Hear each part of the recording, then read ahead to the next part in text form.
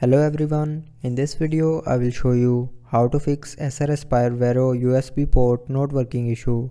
So before starting the video, don't forget to subscribe the channel and also press the bell icon. So to fix this issue, follow every single step as I am showing you in this video.